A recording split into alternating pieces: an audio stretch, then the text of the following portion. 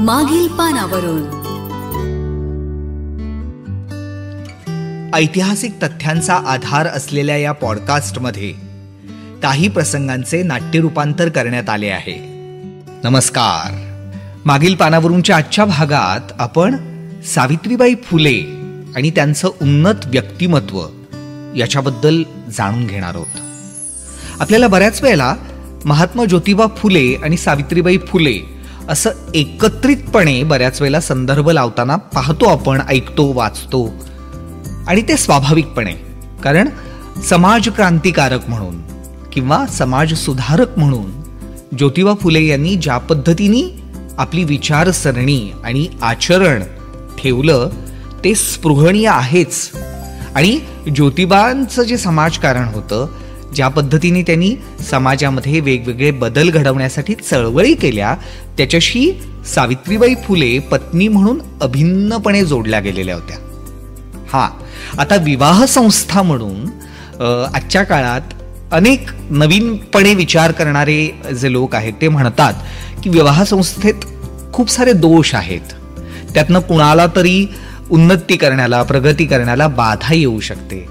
पुरुष सत्ताक व्यवस्था अधिक बळकट करण्यासाठी विवाह संस्था कार्य करते, अशा पद्धतीनं त्याच्यावर दोषारोप केले जातात. हे जरी मान्य असलं, काही प्रमाणात आपण त्याच्याशी सहमत होऊ शकत असलो तरी सुद्धा या विवाह संस्थेतनं पती पत्नीला, कुटुंबाला, त्यातल्या अनेक लोकांना भावनिक सुरक्षितता मिळते. काही वेळेस जर पती विवेकी असेल, तो त्याच्या पत्नीला ही पुरुष सत्ताक व्यवस्था ध्यानात घेऊन संधी मिळण्यासाठी प्रेरित करत असेल किंवा तिला त्या पद्धतीने समजून घेत असेल, आणि आजच्या काळाला अनुसरून जर त्या विवाह संस्थेतली स्त्री, जिची भूमिका पत्नी अशी आहे, ती सुद्धा जर स्वतःचं अस्तित्व सिद्ध करण्यासाठी धडपडत असेल, पुढं सरसावत असेल, बंडखोरी करत असेल, तर विवाह संस्थेची वेगळी रूपं पण आपण ठिकठिकाणी पाहतो. अर्थात आजच्या काळातही अशा पद्धतीनं विचार करणाऱ्या जोडप्यांचं कौतुक होतं, त्यांच्याकडं वेगळ्या नजरेने पाहिलं जातं किंवा काही वेळेला त्यांचा अधिक्षेप केला जातो, कुठं कुठं त्यांना प्रोत्साहनही मिळतं. पण ती स्वाभाविक गोष्ट नाही. वेगळ्या पद्धतीनं विवाह संस्थेचा विचार करणं, एकमेकांना समान न्याय, समान संधी मिळावी यासाठी धडपडणं, ही अजून कुटुंब संस्थेअंतर्गत बऱ्याच जणांसाठी दुरापास्त अशी गोष्ट आहे. घडताना दिसत नाही. काही जणांना सोसावं लागतंय, भोगावं लागतंय. मग विचार करा, 19व्या शतकात सावित्रीबाई फुले यांनी ज्या पद्धतीने महात्मा ज्योतिबा फुले यांच्या मृत्यूनंतर स्वतःला सावरलं, स्वतःमधल्या सर्जक प्रेरणेला एक निराळी वाट करून दिली, त्यातनं त्यांची जी काव्यफुलं जन्मली ती पण आपण आज अभ्यासतो आहोत, पाहतो आहोत, त्याचा आनंद घेतो आहोत आणि त्याचं अनेकांना अप्रूप पण वाटतंय. हे सगळं घडत असताना सत्यशोधक चळवळीचं काम पुढं नेणं, स्त्रियांचे प्रश्न समजून घेऊन त्यांच्यासाठी काम करणं, समाजाच्या वेगवेगळ्या स्तरातून स्त्री नेतृत्व कसं उभं राहील, विशेषतः उपेक्षित, वंचित स्त्रियांना आत्मविश्वास कसा मिळेल, यासाठी सावित्रीबाईंनी सजगतेने काम केलं. त्याबद्दल मी सांगणारच आहे की त्याच्याही काही सक्सेस स्टोरीज आहेत, ते पुढं कळेलच.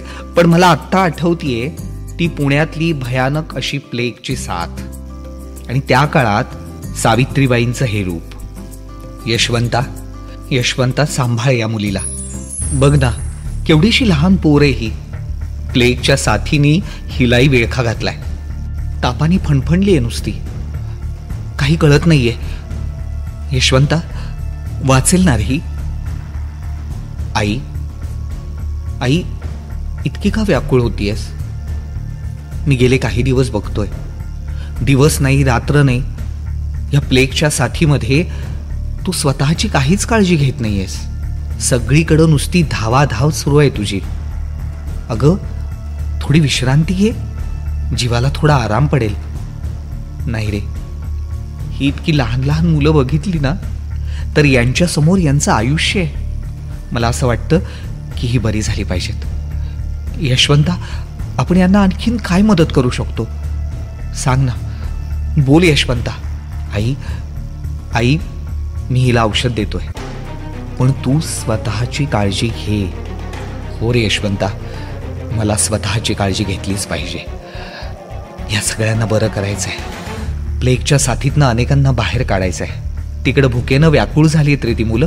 चल, त्या अन्नछत्राची व्यवस्था बघायची आहे. मला निघालं पाहिजे. सत्यशोधक समाजातल्या आपल्या सोबत्यांना एकत्र करून सावित्रीबाई फुले यांनी पुण्यातल्या तत्कालीन प्लेगच्या साथीमध्ये खूप मोठं काम उभं केलं. प्लेगने बाधित झालेल्या मंडळींची, पेशंट्सची सेवा केली.